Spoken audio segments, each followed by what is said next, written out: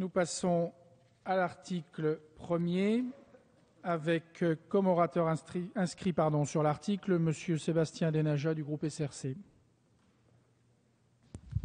Monsieur le Président de la Commission des lois, Monsieur le rapporteur, Monsieur le ministre, la France n'est pas Sparte, une cité fermée, violente, repliée sur elle-même, comme les propos de mademoiselle Maréchal Le Pen auraient pu l'accréditer.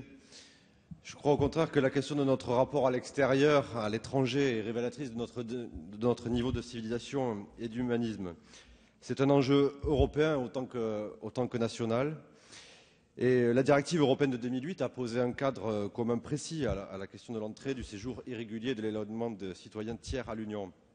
Or, l'absence de respect de cette directive par la France, directive pourtant validée par le gouvernement de l'époque, ce que feint aujourd'hui d'ignorer l'opposition actuelle, malgré les cours de droit que nous dispense notre collègue Larrivé, a créé un vide juridique qui rend impossible en droit et donc en pratique le contrôle approfondi de l'entrée et du séjour. Cela a été dit.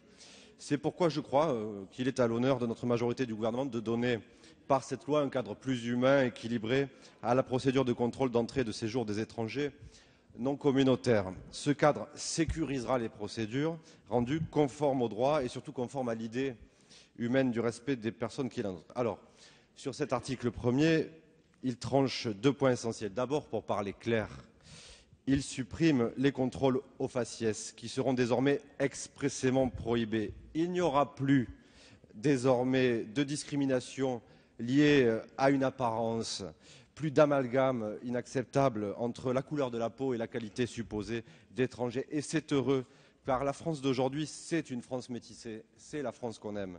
Ensuite, le deuxième alinéa va permettre une application concrète de la libre circulation des personnes en Europe en supprimant de notre droit la possibilité de contrôle systématique à proximité des frontières.